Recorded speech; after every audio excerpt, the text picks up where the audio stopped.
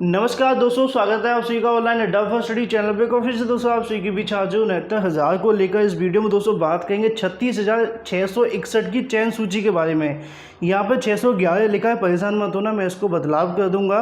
तो ऐसे में दोस्तों कितने छात्र यहाँ पर चयनित होंगे, जनरल, ओबीसी, एससी, एसटी के कितने कितने अभ्यर्थी को चयनित किया जाएगा, किस प्रकार दोस्तों अभ्यर्थी का यहाँ पर चयन होगा पुरानी चयन सूची के अनुसार नई चयन सूची के अंदर, और भी तमाम चीज़ों को लेकर मैं कोशिश करूँगा कि आप सभी के सवालों के जवाब दे दूं। लेकिन ऐसे में वीडियो शुरू करने से पहले बताना चाहूँगा कि जो भी अभ्यर्थी इस वीडियो को देख रहे हैं ध्यान से समझिएगा, तभी आपको दोस्तों यहाँ पे जो मामला है वो समझ में आएगा। क्योंकि 69,000 भर्ती एक पेचीदा मोड़ पे आ चुकी है, इसको समझने के लिए थोड़ा सा आपको दोस्तों माइंड तो खर्च करना पड़ेगा। लेकिन कहीं ना कहीं मैं आपको चीज़ें समझाना चाहूँगा कि ये एक अनुमान है, ऐसा नहीं है कि सच होगा। 100% उम्मीदें हैं, क्योंकि अभी हमने इतनी कोई सर्वे तो की नहीं है। लेकिन जो चीज़ें 69,000 के अंदर देखने के लिए मिल रही हैं, उसके आधार पर दोस्तों आप सभी को समझाने की जो कोशिश है वह मैं दोस्तों इस वीडियो के माध्यम से करने वाला हूं। तो चलिए दोस्तों वीडियो शुरू करते हैं। तो नई चयन सूची के बारे में ये सोचना और ये समझना कि किस पे कितने अभ्यर्थी पास होने वाले हैं, किस कैटेगरी के अंदर कितने अभ्यर्थी जाएंगे, चाहे वो जनरल की बात करते हैं या फिर अगर बात करते हैं ओबीसी की या एससी या फिर एसटी की। अब ऐसे बहुत सारे अभ्यर्थी अपनी अपनी रैंक को लेकर कंफ्यूज हैं कि उनका यहाँ पर सिलेक्शन होगा कि नहीं होगा, कि उनको यहाँ से बाहर कर दिया जाएगा। तमाम चीज़ों को लेकर परेशान है। आपको बताया गया कि भाई पुरानी चयन सूची में से नई चयन सूची बनाई जा रही है, ऊपर से अभ्यर्थी को उठाया जा रहा है, लेकिन अभ्यर्थी को अभी समझ में नहीं आ पा रहा है कि आखिर ऊपर से उठाएंगे तो किस प्रकार उनका यहाँ चयन जो है वो देखने के लिए मिलेगा। तो उसी को समझाने के लिए दोस्तों मैं ये वीडियो बना रहा हूँ। सबसे पहले दोस्तों मैं आप सभी को बताना चाहूँगा कि जो वर्तमान में चयन सूची बनाई गई है, मतलब 67,867 की चयन सूची को आपको समझना पड़ेगा। इसके अंदर अनरिजर्व के लगभग 34,500 आप सभी को पता है सीटें हैं। ऐसे में ओबीसी की बात करें 18,634 हैं। एससी की आप सभी के सामने, एसटी को लेकर आपको परेशान नहीं होना है, क्योंकि इसके अंदर जो चयनित अभ्यर्थी थे वो आप सभी के सामने है। क्योंकि जो एसटी के अभ्यर्थी थे वो सीटों के सापेक्ष कम चयनित हुए थे, लेकिन ओबीसी एससी अगर बात करें अनरिजर्व की, उसके अंदर सारी सीटें भर गई थी, है ना। अब ऐसे में सवाल यहाँ पर देखने के लिए मिलता है कि यहाँ किस प्रकार आपका जो चयन है वो किया जाएगा। अब इसके अंदर जब 34,500 सीटों को भरा जाता है, मैंने पहले भी कई बार बताया था कि सीटों को भरा कैसे जाता है। सबसे पहले हाईएस्ट गुणांक वाले को लिया जाता है और रिजर्व की सीटें भरी जाती हैं। जैसे कि 34,500 को भरा गया था। अब किसी का गुणांक 90 है, सबसे ज़्यादा पूरी भर्ती के अंदर सबसे ज़्यादा जिसका गुणांक होगा उसके पहले नंबर पर रखा जाएगा। उसके बाद में फिर 89 वाले को रखा जाएगा, फिर पॉइंट में जो भी होंगे उनको रखा जाएगा, फिर 88, 87, 86, 85, जहाँ पर जाते जाते ये 34,500 सीटें भर जाएंगी। वह दोस्तों जो अंतिम अभ्यर्थी चयनित होगा, चाहे वो 70 गुणांक हो, 69 गुणांक हो या 68 हो, वह दोस्तों अनरिजर्व का गुणांक माना जाता है कि इस पर अभ्यर्थी चयनित हुआ है। तो ये तो दोस्तों बातें आपको समझ में मैंने पहले भी बता दी हैं, जिनको नहीं पता उनको पता चल गई होंगी। अब उसके बाद में क्या होता है कि ओबीसी का रिजर्वेशन शुरू हो जाता है, ठीक है। उसी के बाद जब ओबीसी खत्म होगा तो एससी का रिजर्वेशन शुरू होता है, और सेम ऐसे ही दोस्तों एसटी के अंदर देखने के लिए मिल जाता है। अब आप नई चयन सूची को समझिए, क्योंकि इसके अंदर पदों की संख्या लगभग 34,500 थी, लेकिन यहाँ पे पदों की संख्या सिर्फ 31,661 है। उसमें से अनरिजर्व को भरना है, अनरिजर्व की आधी सीटें हो जाएंगी, बाकी फिर सभी का रिजर्वेशन लगाना है। अगर हम सीटों का डिवाइडेशन करके आप सभी को बताएं कितने अभ्यर्थी नई चयन सूची के अंदर चयनित होने वाले हैं, तो अनरिजर्व की अगर बात करें 15,832 अभ्यर्थी, या फिर मैं ये कहूँ कि एक से लेकर जो पुरानी चयन सूची के अंदर 15,832 की रैंक पे है, वह दोस्तों इसके अंदर सुरक्षित रहेगा, उसको नई चयन सूची के अंदर जगह मिल जाएगी बड़ी आसानी से, ठीक है। तो इतने अभ्यर्थी अनरिजर्व के चयनित होंगे। इसके अंदर जनरल का भी अभ्यर्थी हो सकता है, शिक्षा मित्र भी हो सकते हैं, बीएड और बीटीसी तो होंगे, कोई दिक्कत नहीं है। लेकिन ऐसे में जो ओबीसी, एससी या फिर एसटी जिसका गुणांक अनरिजर्व के आसपास का होगा, या जो भी पहले चयनित हुए होंगे, वह 15,832 के अंदर आपको देखने के लिए मिलेंगे। तो इसमें तो किसी को कन्फ्यूजन होना नहीं चाहिए कि 1 से लेकर 15,830 के आसपास अगर आपकी रैंक आ रही है तो आप दोस्तों नई चयन सूची के अंदर सेफ हो सकते हैं, ठीक है। ये बात आप सभी के सामने स्पष्ट हो जाती है।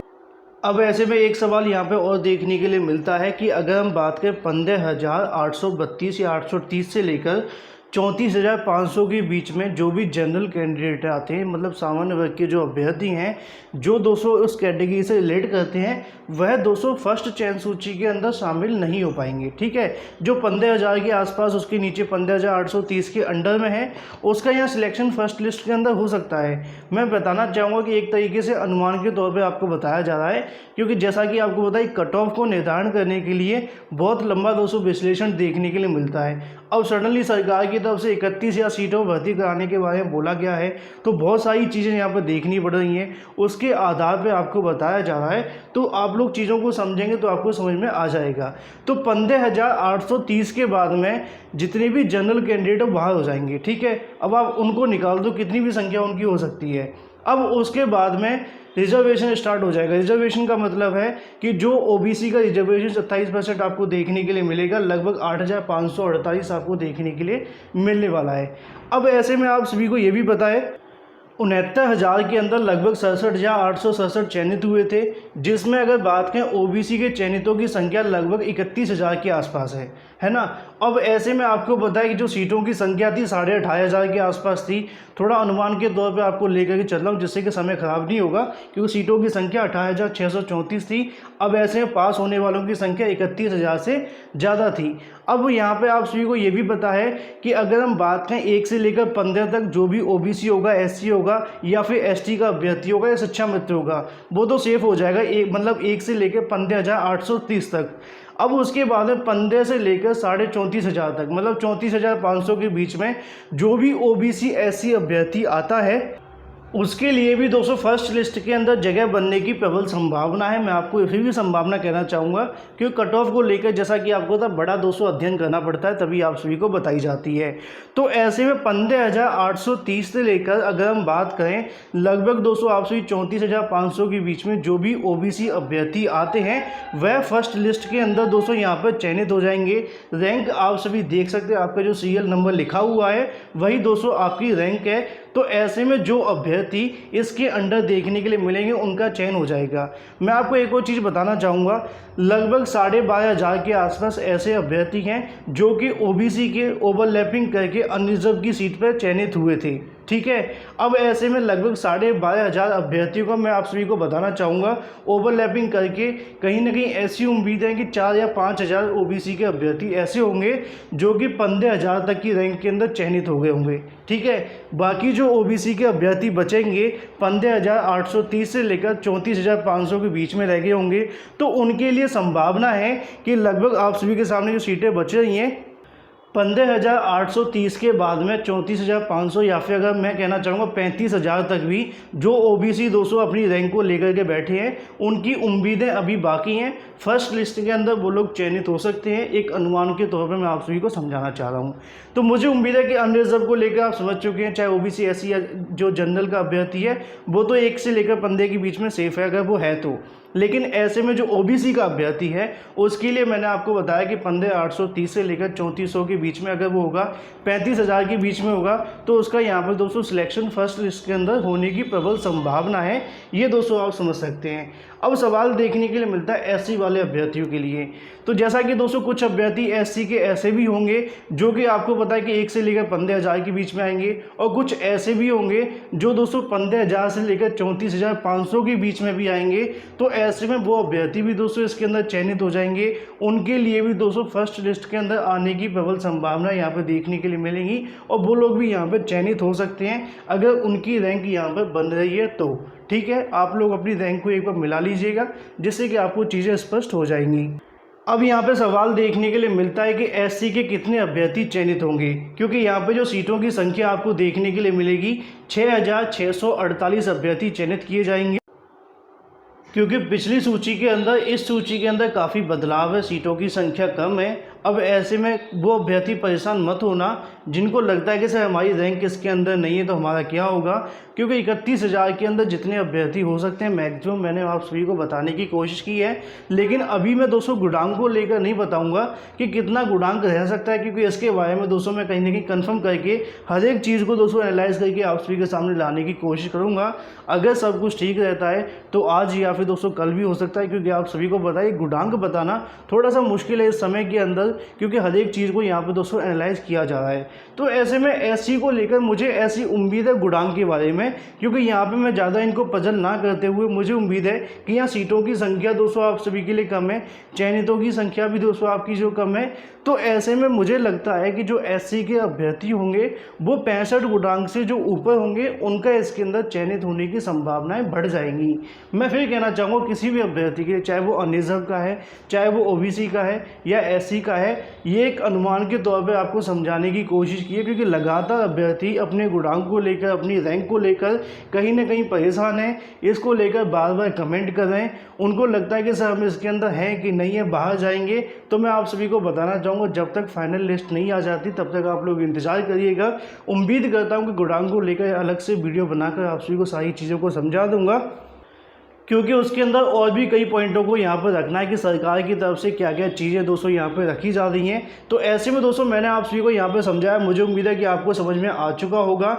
अनरिजर्व कैटेगरी की अगर बात करें 15,830 तक दोस्तों आप सभी को देखने के लिए मिलेगा। इसके अंदर जो अभ्यर्थी 1 से लेकर 15,830 के बीच में है वह दोस्तों पहली लिस्ट के अंदर आने की प्रबल संभावना है।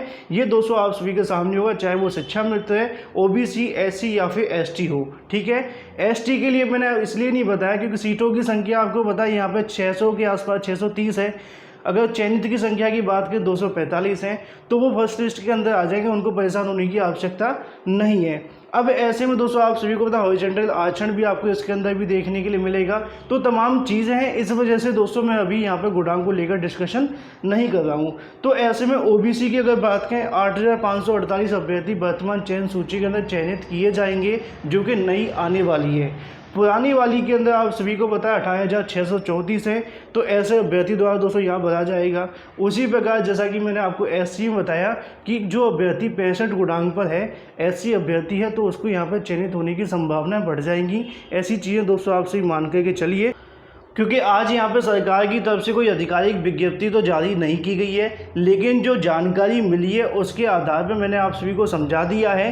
सरकार की तरफ से ये भी कहा गया, अधिकारियों की तरफ से बताया गया है, आपके ज़िले के अंदर किसी प्रकार का कोई भी बदलाव नहीं किया जाएगा। पुरानी चयन सूची में से ऊपर से अभ्यर्थी को उठाकर एक नई चयन सूची आपको देखने के लिए मिलेगी, जो कि 31,000 के आसपास देखने के लिए मिलने वाली है। बाकी दोस्तों अगर बात करें कट ऑफ को लेकर एक अलग से वीडियो बनाते हुए मैं आप सभी को समझा दूंगा, जिसके माध्यम से आपको और भी जानकारी मिलेगी। जैसे ही दोस्तों सारी चीज़ें कंप्लीट होती हैं, साथ में आज की दोस्तों और भी अपडेट निकलेगी एससीईआरटी की तरफ से, वहाँ से क्या क्या चीज़ें स्पष्ट हो रही हैं उसके बाद में आप सभी को बता दिया जाएगा। वीडियो कैसा लगा कमेंट करके अपना फीडबैक दे करके समझा करके जरूर जाएँ। फिलहाल इस वीडियो के माध्यम से इतना ही। वीडियो पसंद आए तो वीडियो को लाइक और शेयर करना बिल्कुल ना भूलें। Thank you for watching this video.